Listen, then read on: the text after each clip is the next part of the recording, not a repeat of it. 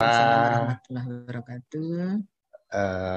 Om Swastiastu, Namo Buddhaya, salam kebajikan. Jadi Bapak Ibu semuanya, saya ini hari ini sebenarnya menjadi muridnya Pak Randy. Jadi saya sangat menikmati beliau nih. Tadi maaf saya nggak kelihatan gambarnya. Jadi, tapi karena saya begini teman-teman, saya ini seringkali kalau setiap ada sesi seperti ini justru saya dapat ilmu dari macam-macam. Mas Hendy ini Dokter Hendy ini bukan cuma beliau membantu merencanakan, tapi beliau sampai detail gitu loh. Karena biasanya orang Indonesia itu apalagi pakar-pakarnya itu ya mereka cuma besar-besarnya gitu loh. Terus waktu melaksanakan bingung. Jadi mereka nggak tahu. Saya punya senior namanya Pak Basilius Ruru itu ya, dulu bekas dirjen itu. Beliau cerita the devil is in the detail gitu ya. Nah, kalau Mas Randy ini dibalik, saya setuju sama beliau nih.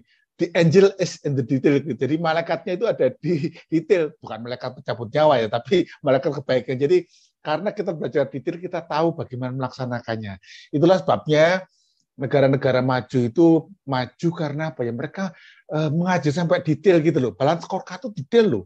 Ya, jadi jangan sampai kita meremehkan detail. Nah, Bapak Ibu, untuk itu saya pagi ini akan menyampaikan materi yang detail tapi sifatnya kualitatif. Nah, ini hanya membantu barangkali untuk memperkuat ini kayak vitamin, sedikit vitamin buat apa yang dihasilkan Mas Randy lah, karena sifatnya vitamin ini lebih kepada memperkuat. Sehingga saya saya satu bangunan dengan Mas Randy karena beliau mengatakan tadi ada 8 Mas Randy ya. Saya juga akan menyampaikan namanya 8 juga. Tapi 8 prinsip pembangunan. Karena gini, ini tidak nggak berbeda dengan zamannya Orde Baru ya, karena Orde Baru ini lebih canggih lah. Saya mau sederhana saja. Kenapa? Kadang-kadang kalau terlalu canggih itu kita lupa gitu ya. Baik, kenapa prinsip? Prinsip itu sesuatu yang buat kita ingat apa yang kita kerjakan. Nah, tadi Pak Randy, Mas Randy ini saya Mas karena kita sering saling perkuat ya. Dan diceritakan bagaimana kita melaksanakan seperti prinsip pembangunan yang disebut sebagai DIS. Nah, terintegrasi poin terakhir spasial tadi. Nah, kekuatan ini kalau boleh saya perkuat dengan namanya bagaimana mengeksekusi itu, karena ini nilai yang menjeritnya. Teman-teman semuanya, Bapak Ibu semuanya, ini saya punya buku baru ya, judulnya Tugas Pemerintah. Nah, konsep teori dan praktek ini bukunya sangat tipis ya, mungkin hanya 100 sekian halaman gitu ya, Gramedia punya.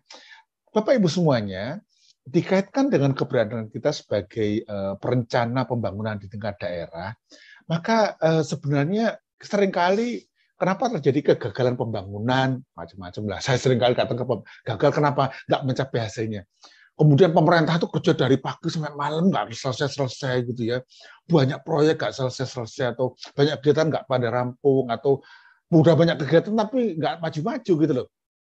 Nah, karena kadang-kadang kita lupa tugas pemerintah hanya 2. Satu, membangun kebijakan yang unggul atau excellent. Kedua, memberikan pelayanan publik yang bermutu tinggi. Kalau 2 pekerjaan itu selesai, sebenarnya boleh dikatakan 90% selesai. Nah, yang terjadi adalah tidak sedikit dari kita membuat kebijakan publik itu asal gitu loh. Pokoknya jadi dikejar target. Nah, kadang-kadang kita lupa kata-kata bahwa tidak ada sempurna, nggak ada sempurna di dunia ini. Itu adalah kata-kata orang malas. Karena apa? Sempurna nggak mungkin, tetapi unggul, excellent, great itu mungkin. Nah, yang kedua adalah mendeliver pelayanan publik yang bermutu tinggi. Jadi Bapak Ibu, tugas pemerintah dimanapun level itu adalah mendeliver itu memberikan ya, menyampaikan kesejahteraan kepada rakyat dengan 2 cara, melalui kebijakannya dan public service-nya itu. Nah, sekarang kita bicara masalah kebijakan unggul. Kenapa? Bapak Ibu semua, sebagai tadi ya, tugas pemerintah itu di era manual, di era elektronik, di era digital, sama ya, cuma 2 tadi itu. Nah, karena 2 tadi sangat kritikal, bagaimana kita mengisi keduanya itu. Nah, untuk itu kita bicara saja masalah bagaimana KPU, bukan Komisi Pemilihan Umum ya, tapi kebijakan pembangunan unggul. Bapak Ibu semuanya, teman-teman semuanya, banyak teori diajarkan tentang kebijakan publik, ya saya nggak nyebut buku-buku teks lah gitu karena begitu banyaknya ya. Tetapi selama saya 20 tahun terakhir mengajar kebijakan publik, rata-rata agak bingung mengatakan apa kebijakan itu. Kebijakan itu adalah keputusan pemerintah ngerjakan atau nggak ngerjakan. Jadi ketika kita membuat yang namanya masyarakat jadi sejahtera, itu ya kebijakan. Ketika membiarkan masyarakat nggak sejahtera, itu ya kebijakan. Dengan demikian kebijakan itu adalah keputusan politik yang melembaga sebagai strategi ya. Nah kalau pembangunan, saya menggunakan teorinya Amartya Sen. Apa itu? Pembangunan itu ya praktek dan pembelajaran, melaksanakan dan belajar dari yang kita pelajari lakukan itu. Apa? Yaitu bagaimana kita hidup lebih baik dari hari kemarin dan kemudian belajar bagaimana hidup terjadi. Jadi ini sebuah teori yang sederhana yang buat Bapak Ibu nanti kalau boleh. Jadi kalau gitu cuma kita belajar, iya, tapi belajar berarti bukan cuma lihat-lihat tok gitu, tapi bagaimana belajar di dalam kehidupan nyata. Jadi kira-kira KPU seperti itulah Bapak Ibu semuanya.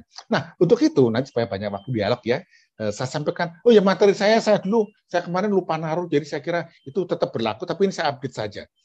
Jadi Bapak Ibu, prinsip pertama dari kebijakan pembangunan unggul di daerah pun, di nasional pun, ini kita bicara NTB juga ya, sama, yaitu mewujud nyatakan janji kemerdekaan.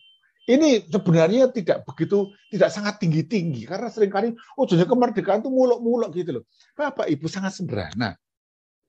Kalau kita buat kebijakan apapun juga termasuk disiapkan oleh model master yang tadi, itu semua adalah untuk mewujud nyatakan janji kemerdekaan. Apa sih? Ya cuma 4 kriteria. 1. Bapak Ibu mudah ini lihat aja di pembukaan Undang-Undang Dasar 45 itu ya. 1. Apakah yang namanya kebijakan yang kita buat itu melindungi? Termasuk apa? Melindungi sampai mikro. Bukan cuma melindungi bagaimana orang orang tidak diserang oleh kejahatan. Tetapi cuma termasuk juga bagaimana melindungi agar orang tidak sakit. Dengan demikian termasuk bagaimana di setiap spasial tadi, orang-orang bekerja tadi, orang-orang beraktivitas, mereka nggak jatuh sakit. Misalnya, bukan cuma ikut BPJS, tetapi bagaimana mendidik pola hidup sehat. Nah, Bapak Ibu, ini saya kira belum dilakukan di Indonesia ya. Di beberapa negara yang sudah maju di Asia ini, untuk mendapatkan jaminan kesehatan, mereka harus sehat dulu. Wah, ini kan paradok. Iya. Jadi misalnya begini, seperti di Singapura gitu, atau Jepang gitu ya. Orang boleh mendapatkan pelayanan kesehatan kalau lingkar perutnya itu ukuran tertentu. Jadi nggak boleh yang orang bilang itu jembleng gitu. Jembleng itu ini lurus tapi depannya gendut gitu ya, bukan orang hamil ya. Itu mendapatkan kesehatan, nggak bisa. Mereka yang melakukan kegiatan yang tidak sehat, mohon maaf, misalnya merokok, apalagi berlebihan ya, bukan kalau merokok sosialisasi boleh. Tapi ketika beliau menjadi lokomotif atau melakukan kegiatan misalnya minum minuman beralkohol yang luar biasa dan dia menjadi nggak sehat atau dia hidupnya begadang dan berlebihan. Kata Roma Irama kan boleh begadang tapi jangan berlebihan toh. Nah, itu berarti dia tidak sehat dan itu harus dilindungi supaya nggak seperti itu. Nah, apa yang paling mikro adalah begini Bapak Ibu, ini ada kasus di sebuah daerah ini ya. Ternyata izin investasi bagi di kota itu diberikan sedemikian rupa berlebihan sehingga yang namanya pelaku-pelaku mikro ini berantakan. Contoh, ada convenience store ya yang mart itu loh ya, ada Januari Mart gitu ya. Mart yang lain itu ya. Nah, satu buah mart itu mendistorsi sampai 7-8 yang namanya itu kelontong lokal. Nah, Bapak Ibu ketika saya pernah bekerja di India itu yang namanya toko-toko modern itu tidak boleh muncul di tengah kota. Mereka boleh tapi di luar kota. Di Prancis pun kayak Carrefour itu nggak boleh di tengah kota, tapi di luar kota. Dengan melindungi yang namanya ekosistem UKM di tengah kota. Bukan UKM kemudian dipinggirkan dan mereka menjadi usaha kecil dan memelas itu. Nah, sampai juga yang hal paling mikro, bagaimana yang namanya para pedagang sayur itu tidak setiap saat diperas oleh ibu-ibu yang dablek itu untuk hidupnya hanya boleh mereka jualan kalau mereka diutang. Saya melihat kasus yang sangat rata di seluruh kawasan terutama ya misalnya di Jabodetabek ya. Tukang sayur itu biasanya mereka hidup selama 10 tahun. Satu mati, kenapa? Diutangi sama ibu-ibu. Nah, lurah bilang, itu bukan urusan saya. Tidak, teman-teman semua Bapak Ibu. Terus kita bagaimana melindungi sampai yang detail mikro seperti itu. Melindungi ya. Kedua, menyejahterakan. Menyejahterakan jelaslah apa itu? Menciptakan yang namanya financial freedom. Kemerdekaan ekonomi, kemerdekaan keuangan bagi setiap rumah tangga. Bagaimana masing-masing itu bisa makan 3 kali dengan tidak usah melakukan kejahatan gitu. Yang ketiga, mencerdaskan. Apa kebijakan kita itu mencerdaskan atau sekedar agar rakyat manut, agar nanti suatu saat kalau pemilu itu milik kita gitu. Itu nggak cerdas, tapi bagaimana kita cerdaskan. Yang keempat adalah kelas dunia. Bagaimana yang namanya NTB, pariwisatanya itu kelas dunia, Labuan Bajo, dan kelas dunianya itu tidak sekedar dibangun oleh pemerintah pusat. Bagaimana punya kecerdasan lokal itu loh. Nah sekarang mohon maaf loh, saya dulu sebelumnya adalah staf khusus Menteri Pariwisata.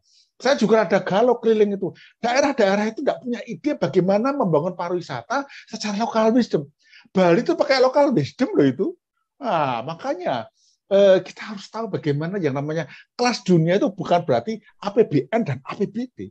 Bagaimana lokal wisdom dinaikkan. Misalnya di Bali itu yang juara apa? Karena mereka punya local arts, tarian, kesenian. Itu yang namanya tari Bali itu nggak diajarkan sama Jakarta atau New York, tidak. Mereka punya sesuatu yang kelas dunia.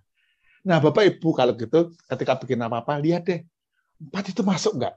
Kalau 4-4-nya nggak masuk, pikir lagi gitu loh. Jangan-jangan ini bikin gini nggak melindungi gitu ya.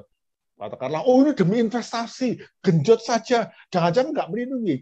Jangan-jangan nggak masuk kepada this-nya Mas Randy tadi. Kedua, sentimen. Bapak Ibu, yang namanya Adam Smith ketika nulis buku yang namanya itu The Wealth of Nation. Dia menulis buku yang pertama sebelum itu, namanya The Sentiment Moral of Economic Theory. Jadi dia bilang, teori ekonomi itu harus punya sentimen.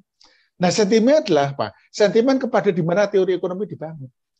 Jadi kalau yang namanya China, saya sebut China bukan Tiongkok gitu ya.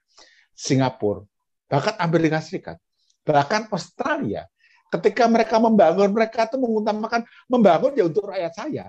Itu yang paling utama. Tidak ada rencana Australia membangun untuk negara lain.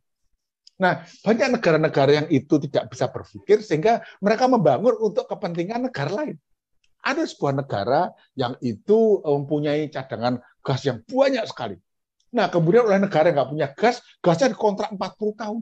Sehingga negara itu selama 40 tahun kebutuhan gasnya aman. Tapi yang negara yang dibeli gasnya tadi itu, listriknya biar repot. Jadi yang terjadi acap kali kita itu hanya karena mengejar harus international level, kemudian mengundang mengundang investor dari internasional, bikin semuanya. Oke, tetapi prinsip pembangunan di mana-mana adalah untuk kebutuhan lokal, untuk kebutuhan nasional. Sehingga saya seringkali galau, saya kira saya sudah bekerja di 32 provinsi, ketemu dengan para bupatinya, wali kotanya, gubernurnya. Rata-rata mikirnya gini, kita mau go internasional, jadi kita cari investor internasional, masuk ke sini, membangun di sini. Boleh. Hitung dulu tetapi, berapa banyak sentimen kita perkuat di situ. Contohnya, Bapak Ibu, saya mengajari seorang bupati di daerah Jawa itu. Di tempat dia itu, ada namanya tambang emas muncul. Saya bilang, Pak Bupati, jangan kasih gratis. Mereka dapat investasi, tetapi kita punya sentimen daerah. Apa itu? Jadilah preman. Quote-unquote. Kok preman, Mas? Iya, Pak. Jadi, minta 10% saham dari perusahaan tambang tadi untuk daerah, bukan untuk Bapak loh. Untuk daerah, dan itu adalah saham yang bersifat saham sudah dibayar oleh mereka. Karena kalau nggak dia kali. Anda tak kasih 10% saham, tapi Anda nyicil dari keuntungan itu. Nggak bakal selesai itu. Jadi adalah full payment shares. Dengan demikian, ada uang yang masuk kepada kas daerah dari perusahaan tadi. Nggak usah bikin BUMD, langsung masuk kepada perusahaan yang sifatnya itu investment, tapi ke situ. Jadi tidak boleh investasi mana-mana gede banget mendaya gunakan yang namanya local resources yang nggak dapat apa-apa. Saya pernah ketemu dengan Pak Gubernur Kaltim itu. Pak, Bapak itu bisa kaya. Masalah masyarakat Bapak dengan cara apa?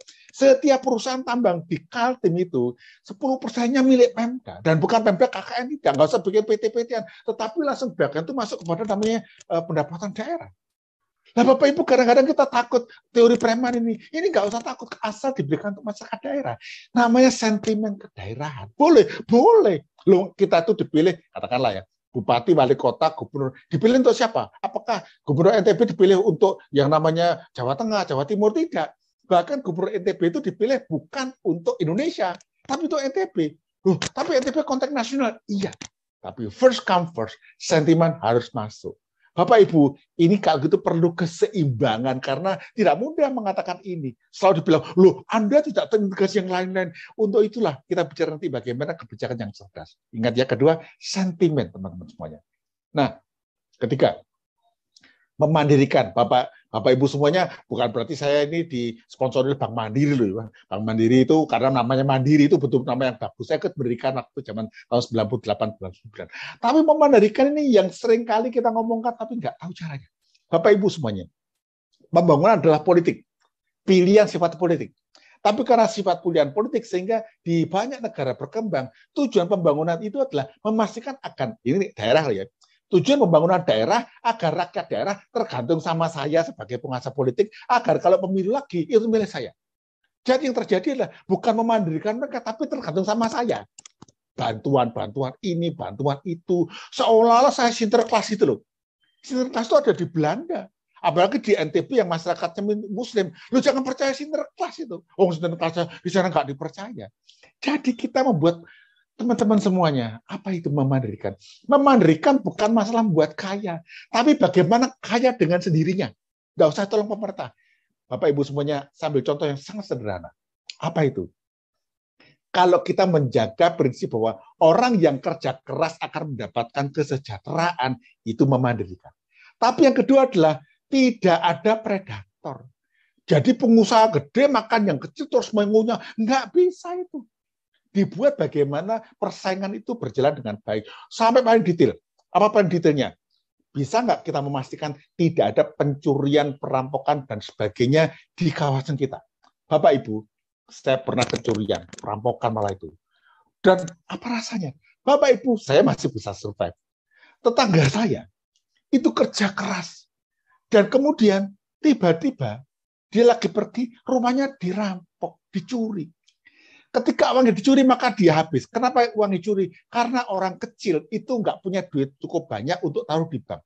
Bapak Ibu lihat ya, kalau Anda itu mau aman taruh duit di bank, maka minimum duit Anda yang mengendap itu 20 kalau nggak 25 juta. Kenapa? Biaya administrasi 12.000 per bulan. Sementara bunga yang mau ke situ, itu Anda harus punya tabungan sampai 25 juta. Orang kecil nggak punya seperti itu. Jadi mereka taruh uangnya di rumah. Nah, uangnya dicuri oleh pencuri. Bapak Ibu, itu artinya hasil kerjanya dicuri. Itu yang terjadi pemiskinan yang tidak ini menjadikan Bapak Ibu. Jadi termasuk menjaga keamanan setiap rumah tangga itu bagian dari memandirikan. Ngapain aku kerja keras-keras, toh dicuri, pemerintah diam saja. Bapak Ibu ingatlah, apabila bupati atau wali kota mau kepilih lagi, masuk gubernur ya, mau kepilih lagi nggak pakai kampanye. Nomor satu, pastikan daerah Anda nggak ada pencuri. Nggak ada kejahatan yang bersifatnya merampas hak orang lain. Anda akan terpilih lagi nggak pakai kampanye. Kenapa? Bukan masalah aman saja, tetapi Anda memandirikan orang. Keluarga itu nggak perlu mikir, nanti bagaimana. Dia bekerja keras terus. Memandirikan. Lawannya apa? Membuat tergantung. Apapun yang kau buat itu tergantung sama saya. Kalau nggak ada proyek saya, Bapak Ibu, mindset ini mindset totally politics. Keempat, manajemen. Lihat detail yang diberikan oleh Mas Randy tadi. Bapak Ibu, di sini kita adalah, kalau mungkin mudah-mudahan saya nggak salah, di kita adalah namanya perencanaan, ahli perencanaan, kebijakan perencanaan. Di belakang saya ini buku tentang desa. Saya menulis 25 buku tentang desa. Itu bukan tentang undang-undang desa, tapi bagaimana running desa. Administrasinya, pemerintahnya, detail Bapak Ibu. Ini saya buat karena tidak jarang orang baca undang-undang desa bingung. Kita mengajar bagaimana detailnya karena saya sudah membantu banyak desa, dari desa yang nggak bisa apa-apa jadi desa yang sejahtera dengan tanpa intervensi bupati wali kota. Oh sorry, bupati. Kalau di kota nggak ada desa. Nah, untuk itu prinsipnya manajemen. Apa itu? Direncanakan. Bapak Ibu, seringkali kita mengerjakan satu tanpa perencanaan. Seperti yang namanya orang tidak ada akar rotan pun, tidak ada rotan akar pun jadi. Nggak bisa, harus ada rotan. Kita tuh mengatakan tidak ada rotan akar pun jadi, itu adalah orang malas. Kita pakai, nggak bisa, harus dipikirkan, direncanakan. Bapak Ibu, ini hanya sekedar olok-olokan aja loh ya, jangan sampai jadi kenyataan. Indonesia ini ada namanya penelitian yang namanya negara paling cerdas di dunia. Nah, yang nomor 1 menang itu antara siapa? Singapura. Karena IQ-nya di atas 110. Kenapa? Karena itulah otaknya dipakai.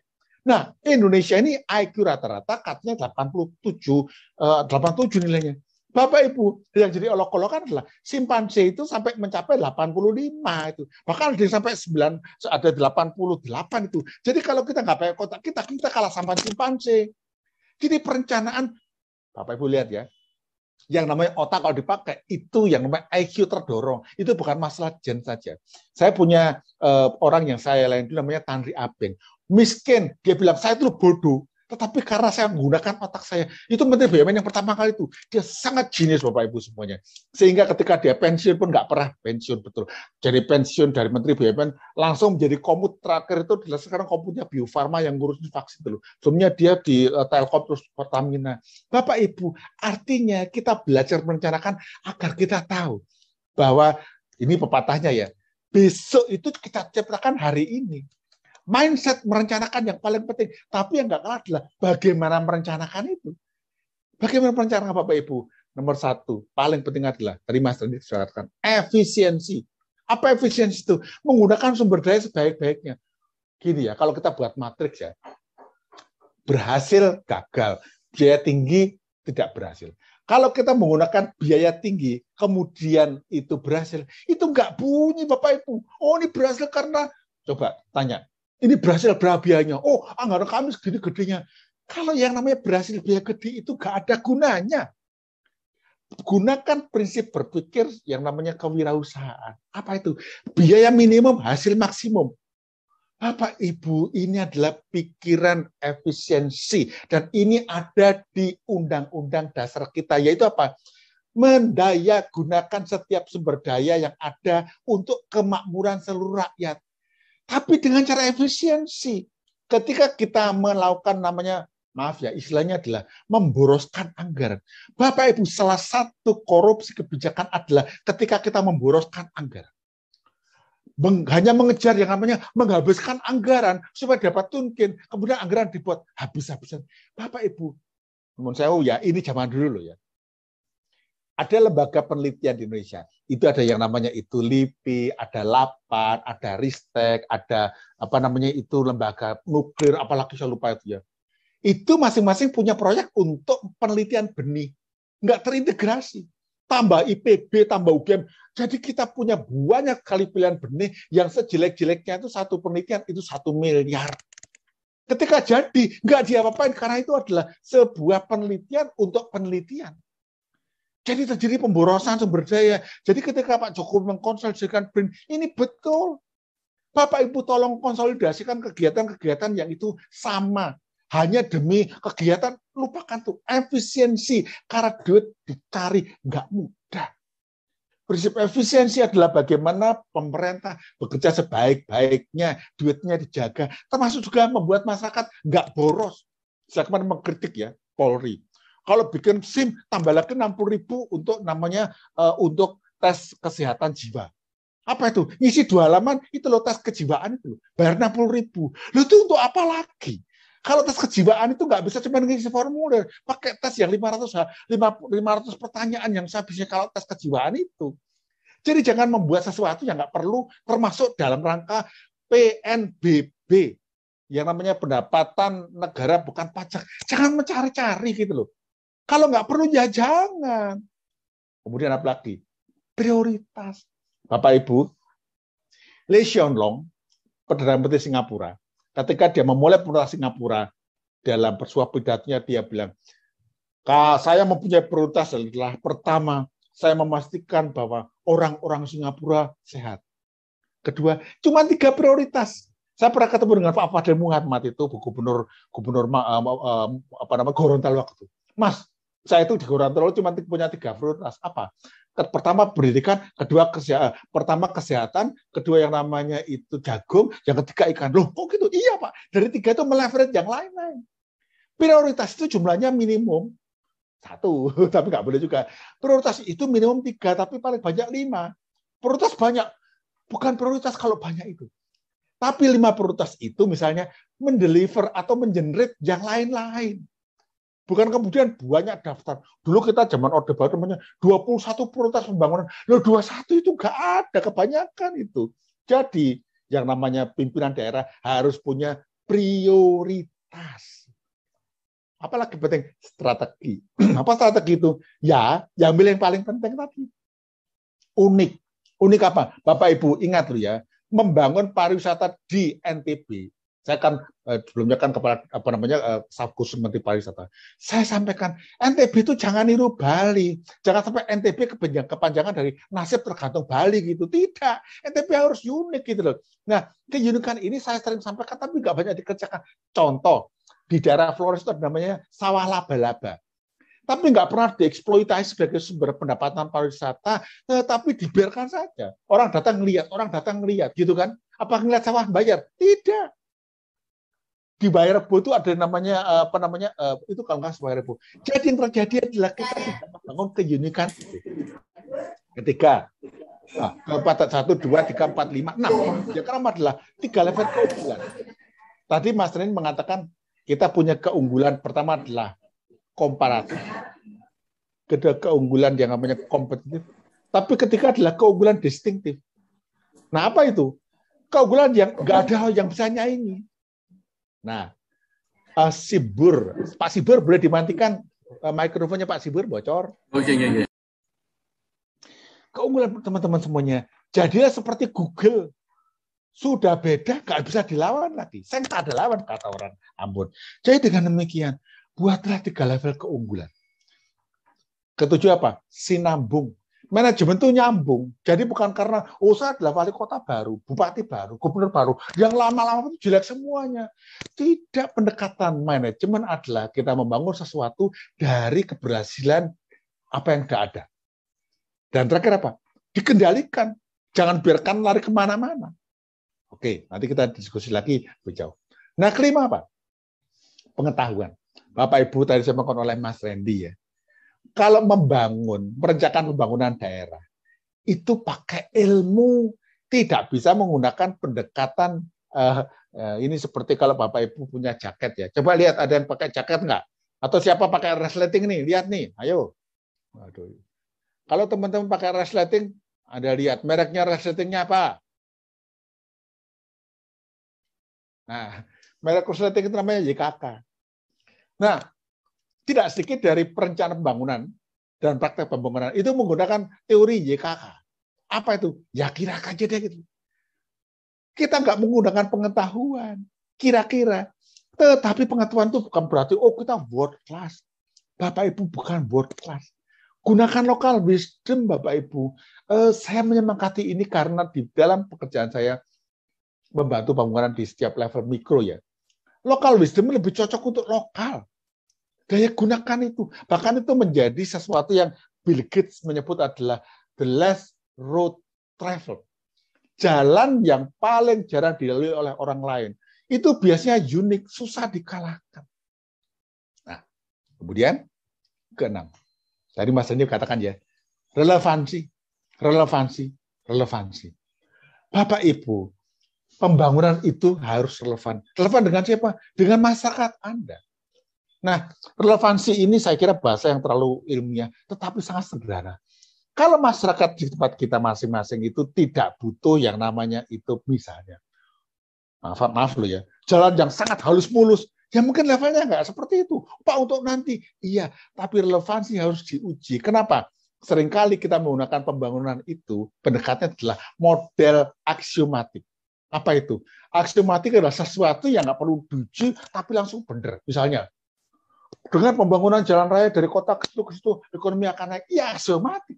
Tetapi yang naik siapa? Contoh, saya pernah ketemu dengan pimpinan daerah di daerah terbelakang ya. Kami akan bangun jalan dari situ ke situ. Nanti ekonomi naik. Itu aksiomatik, nggak usah diuji, udah bener. Tapi yang strategik apa? Ketika Anda membangun dari kota itu ke itu, pertanyaannya adalah nanti siapa yang paling banyak mendapat keuntungan? Jangan-jangan pengusaha luar yang itu punya usaha untuk transportasi. Jangan-jangan pengumpulnya bukan orang lokal. Siapkan dulu relevansi bagi orang lokal dulu, baru di-develop itunya. Ini yang agak tidak mudah Bapak Ibu, karena seringkali pendekatan itu didrive oleh proyek begitu loh. Karena proyek, ya itu paling gampang dilihat. Yang ketujuh, sangat mudah. Menciptakan masa depan sekarang. Bapak Ibu, gimana caranya? Kalau kita membuat yang namanya itu NTB maju gitu ya, katakanlah kita melihat bagaimana antara Lombok, apalagi ya Flores, Lombok, Bima, Lombok, Bima, Flores ya kalau nggak salah urutannya ya. Kalau Sumbawa sebenarnya kan NTT itu ya. Bagaimana membuat kawasan ini terintegrasi sehingga mereka bisa saling mengisi produknya tanpa impor dari kabupaten katakanlah kawasan lain. Misalnya kebutuhan beras di kawasan, saya nggak tahu. Kalau nggak salah yang paling bagus berasnya itu adalah Lombok. Bagaimana Lombok ini mensuplai kebutuhan beras di kawasan NTB sehingga self-sustain. Pada waktu Pak Hasto menjadi Bupati Kulon Progo di Jawa Tengah ini, di Yogyakarta itu, beliau memastikan bahwa yang namanya beras di Kulon Progo selesai suplainya oleh beras daerah. Sehingga beras daerah tidak perlu kelahi dengan beras dari mana-mana. Petani makin kaya. Itu tidak mudah karena termasuk bagaimana mengendalikan pasar perberasan. Bapak Ibu, menciptakan masa depan sekarang itu adalah tugas pembangunan. Bukan, nanti sekian tahun lagi, kita seringkali mengalami jebakan trajektori. Nah, kedelapan yang terakhir Bapak Ibu, pemerintah itu melakukan MO. Apa itu? Mobilisasi dan orkestrasi. Digerakkan, ditata. Aduh, saya kira kita jangan meniru banyak kota-kota yang di luar, yang ada di Jawa ya. Di Jawa itu gini, pokoknya saya bangun aja. Setelah dibangun, pontang-panting. Presiden Jokowi pernah merasa galau. Jadi waktu itu ada pembangunan jalan tol dari kalau nggak salah Cipali ya. Pokoknya setelah Cirebon itu masuk ke Solo itu pokoknya tol semuanya sangat cepat. Nah, tapi Bapak Ibu semuanya, pembangunan tol itu betul-betul membuat efisiensi transportasi dari Jakarta, Solo juga ke Surabaya. Tetapi yang terjadi adalah tidak mengorkestrasinya. Sehingga ketika Pak Presiden ke sana meresmikan itu, beliau mendapatkan informasi. Begitu dibuat jalan tol itu, maka UMKM di sepanjang Pantura mati. Yang jual telur di Brebes, kemudian teh poci, belum lagi yang warung-warung makan itu mati Bapak Ibu semuanya. Sehingga tidak terorkestrasi.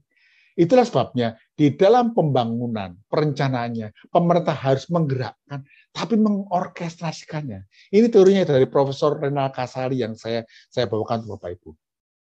Jadi kesimpulan kita adalah, kalau Bapak Ibu membuat perencanaan pembangunan yang unggul sebagai sebuah kebijakan unggul, itu harus mempunyai prinsip dasar yang lebih dasar lagi, namanya cerdas, bijaksana, harapan. Cerdas itu apa? Cerdas itu kalau ada masalah, diselesaikan di intinya. Menyelesaikan masalah di inti masalah, bukan di pinggir-pinggir. Bijaksana apa? Bijaksana itu semudah prinsip yang tertulis di slogannya Pegadaian. Menyelesaikan masalah tanpa masalah. Merencanakan tanpa bikin masalah baru, ya repot. Lihat tadi saya sampaikan masalah ini. Bagaimana detail kita membuat kebijakan, perencanaan, dan melakukan perencanaan. Yang satu terintegrasi dengan yang lain-lain. Bukan kemudian yang satu mendistorsi yang lain-lain. Yang ketika dibangun di sini, kemudian mereka ikut terhisap ke situ, yang lain menjadi yang namanya pengeringan. Bapak Ibu harus bijaksana. Yang ketiga, harapan. Setiap perencanaan pembangunan itu memberikan harapan. Bukan harapan mendapatkan, maaf loh ya, bantuan atau santunan sosial, tidak. Tapi harapan memandirikan masyarakat. Harapan untuk mempunyai yang namanya itu adalah yang namanya financial freedom secara mandiri. Nah Bapak Ibu, mohon maaf apabila ini terlalu abstrak ya. Tapi menurut saya inilah prinsip pembangunan yang akan mengequip kita, melengkapi kita dengan cara prinsip yang sederhana. Karena gini, begitu Bapak Ibu bertemu dengan pilihan-pilihan pembangunan, terus bagaimana nih keputusannya? Buatlah prinsip-prinsip tadi. Setidaknya prinsip pertama yang Bapak Ibu pegang, bagaimana janji konstitusi. Yang terkait adalah apa tadi? Masalah kebijakan unggul, cerdas, bijaksana, harapan. Mohon maaf apabila ini tidak terlalu luar biasa, karena Yang luar biasa tadi adalah Mas Randy, saya melengkapi saja, tapi nanti detailnya nanti kita bisa diskusi ya. Karena saya khawatir kalau saya buat contoh-contoh Bapak Ibu, nanti waktunya habis. Karena saya bersyukur Bapak Ibu sebagai dosen di Indonesia, saya juga pernah menjadi dosen di Malaysia, saya juga mengajar saya 4 tahun guru besar di China, saya juga mengajar di Korea, tempatnya itu yang yang gini-gini itu loh. Kemudian saya juga sempat mengajar di Australia, sampai juga saya ngajar di Kamboja Bapak Ibu. Jadi nanti suatu hari kalau kita diskusi nanti kita carikan contoh-contoh yang nyata, termasuk contoh bagaimana bangun desa ini. Nah ini yang karena seringkali kalau kita membangun kita mengalami namanya bias perkotaan. Apa itu? Seolah yang kita bagus di kota, desa jelek semua. Nah nanti ini paradigma yang khas nanti mudah-mudahan kita nanti bisa perkuat atau dialog.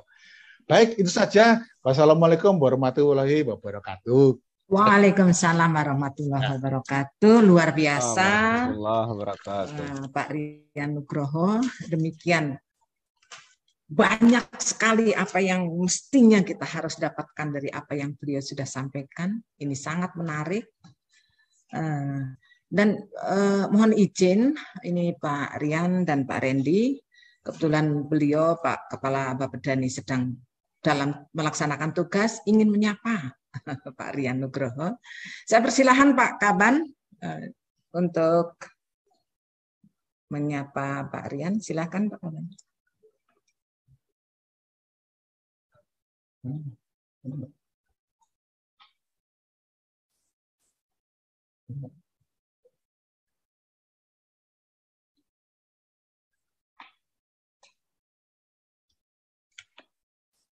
Halo Pak Kaban. Beliau sementara sedang ke Kabupaten Sumbawa Barat, kaitannya dengan peninjauan untuk pembangunan smelter sebenarnya. Beliau masih di lapangan, tapi beliau ingin bercerita dan menegur Pak Rian. Mudah-mudahan beliau sudah connect. Belum ya. Baiklah kalau begitu untuk para peserta, teman-teman yang mengikuti acara ini, sambil berjalan nanti mudah-mudahan Pak Kaban sudah mulai bisa nyambung lagi.